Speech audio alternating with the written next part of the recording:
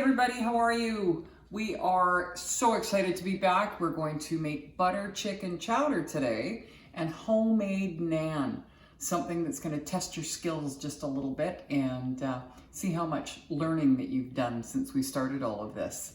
So yeah, let's get started because there's a lot to do here. Indian food, we did do that really easy butter chicken, which was great, very simple. This is a little more complex, which once you get into actually cooking Indian food, it's a really complex cuisine. There's lots and lots and lots and lots of layers of flavors that you build, and it's lots of spices and toasting and stuff. So this is sort of a halfway point for you. As you can see, we've got a ton of stuff going on here. We've got all of our ingredients. So we've got the cream, the garam masala, the broth, paprika, chili powder, nutmeg, ginger, brown sugar, tomato paste, lime, garlic, onion, all those things.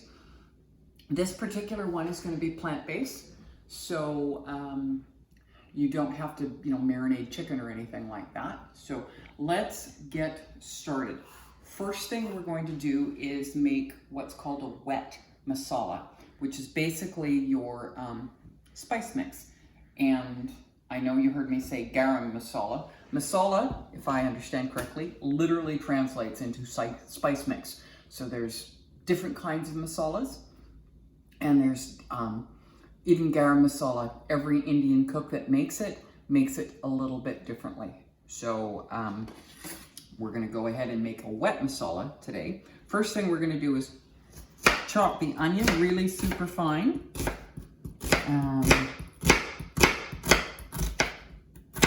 If you have a food processor, that's a great way to do it. Make it almost like a paste. I don't. It's currently over at my daughter's house. So we're just gonna chop up the onion super, super fine. Get that all ready to go. And then you're gonna have to bear with me while I keep checking the computer because I don't have this recipe in my head. We're going to put in some ginger. So we talk about grating it, remember? Keeping it frozen in the fridge and then grating it. So we're gonna grate some ginger. Indian food uses a lot of ginger, which is delicious. This piece has thawed a little bit, so it's not going to work as well as I would like. So there's your ginger. Then we're going to put in a little bit of garlic. And we're actually going to mix this all in a little bowl. So here's our onions and garlic and ginger. And oops. Then we're going to put in the juice from half a lime. And you've seen me do this before. Squeeze it into my hand to catch the seeds. That's a little trick that I learned a long time ago. Sometimes they don't have any seeds in them, like this time. Messy, messy, messy. Okay, then I've got to keep looking at this, as I said, because there's a really long list of ingredients. So then we're going to add paprika. So the paprika goes in, and then the chili powder goes in.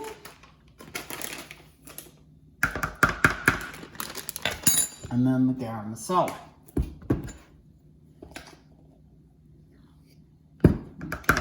I am always, as usual, making like a half recipe, so. And then nutmeg. Now, we've talked about nutmeg. I like to use whole nutmeg. I just find it gives you a better, fresher flavor. And grate it using a microplane. If you don't have whole nutmeg in a microplane, a powdered nutmeg works just fine. I just find you get better flavor with this. So we're gonna do that. And then we're gonna head over to the stove.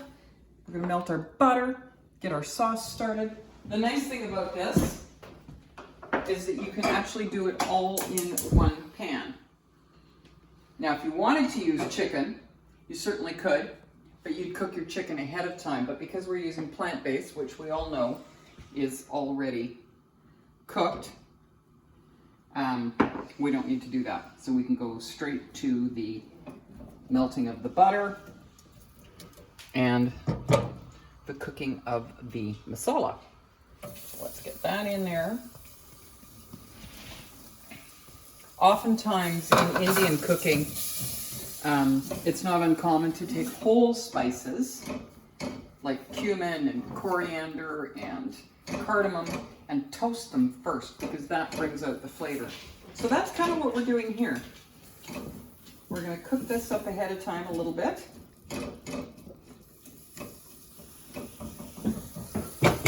I wish you could smell this. It's amazing. So we'll give that a minute or two to cook. I'm just going to wash off my hands. The lemon juice is stinging a little bit, or the lime juice, I should say. So while that is cooking, we're going to let that sit for a minute.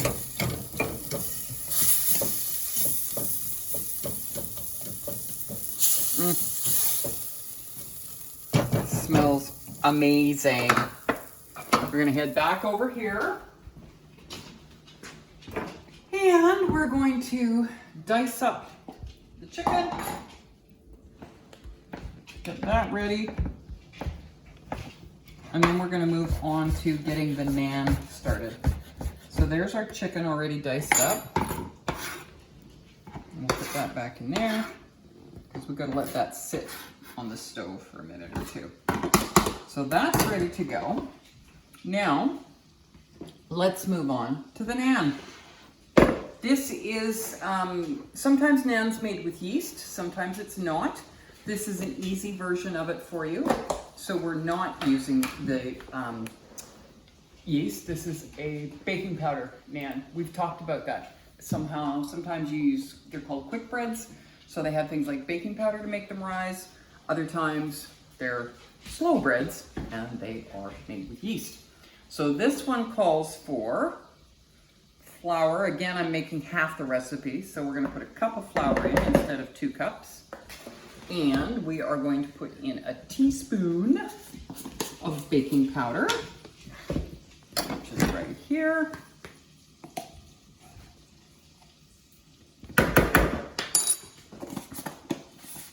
Salt, always salt. This is a brand new container, so I have to open it. Maybe, or maybe not. Oh, tell you, the way they get these things sealed, it's great. Keeps it fresh, keeps it safe, but what a pain to open. Okay, oh, and I forgot to punch the hole in there. So we're just gonna do this. 1/4 teaspoon of salt. We're gonna mix that up. The liquid for this is yogurt. So what yogurt does is it's an acid, and the acid acts with the baking powder, and that's what makes everything rise. So we are going to add 3/4 cup of yogurt. But before I do that, I've got it all mixed up because sometimes there's a bit of whey, which is the top of the yogurt. We're gonna go back over here.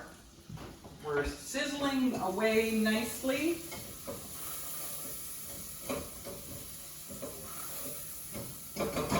And now we're gonna add the rest of our ingredients. We're gonna add the tomato paste and the brown sugar and the stock.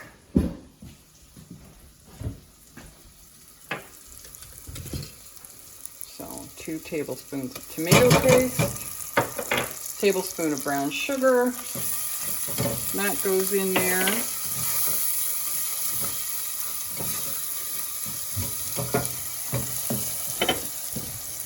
And we're going to use vegetable stock.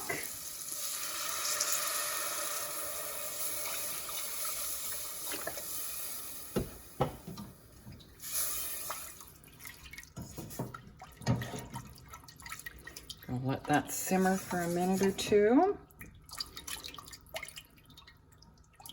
You'll notice we haven't put any salt in this yet because we're building flavor. So that's what we're going to do at the end. We're going to salt it at the end to see how it tastes. We're going to turn this up a little bit so it comes to a boil, and then we are going to add our potatoes, which we cooked ahead of time, and our chicken. Dump those in. Chowder always has potatoes. So in go the potatoes. Now we're just going to let that cook for a minute or two. Give the flavors a chance to come together. While we're doing that, we're going to get our frying pan nice and hot. So if you've got a cast iron frying pan, perfect. If you don't, that's fine. But remember, we've talked about no stick frying pans and not going too high a heat. You still want the pan to be nice and hot though. So we're good there. We're going to let that heat up, and we're going to mix up our batter for the naan. Mix this up.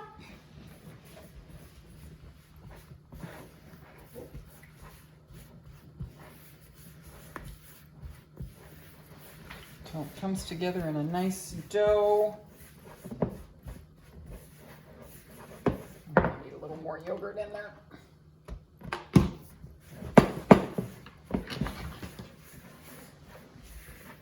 Okay, it's coming together nicely. Coming together. Mix it all up. You can get your hands in here. I'm about to. Bring it all together. Here goes nothing. Yeah. Now you're cooking. This is where it gets fun. Now, you need a rolling pin. My rolling pin happens to be with my food processor at my daughter's. So, we're going to improvise. Now, you see how you just kind of bring it around so it gathers up all the bits and bobs from the bottom. Then, we're going to push it together like this. Then we're going to break off a little ball. We're going to roll it out like that. Then we're going to use a glass to flatten it. How cool is that?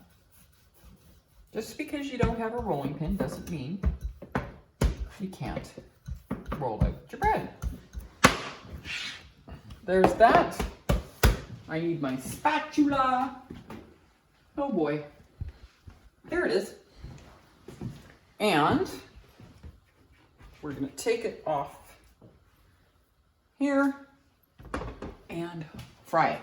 Dry frying pan, because then it kind of blisters and cooks. Now, our chowder's looking good here. I'm going to give it a little taste. See if it needs any adjustment. It'll probably need salt, you know me. Not a lot though. It's got really good flavor. So, let's grab the salt shaker just a tiny little bit.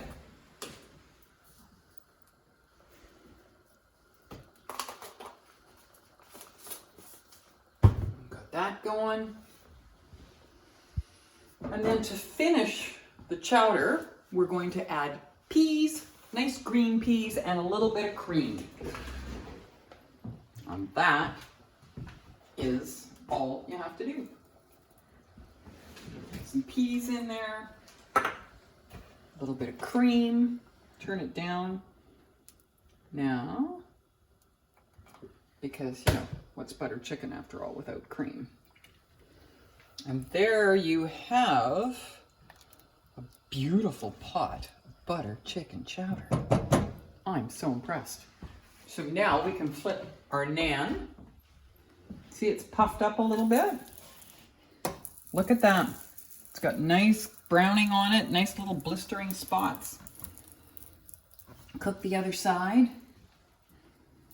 It's kind of like a pancake, but it's not a runny pancake. You can see it starting to puff. I am pretty impressed with this, I gotta tell you. Glad that it turned out, as always. Let that sit for another couple of minutes. Because you don't, the last thing you want is raw dough, because that would just be nasty. But a super easy way to make your own homemade naan. And that, my friends, is your butter chicken chowder and homemade naan. I hope you enjoy it. I hope you have fun with it. And let me know how it turns out for you, okay? Take care. Bye.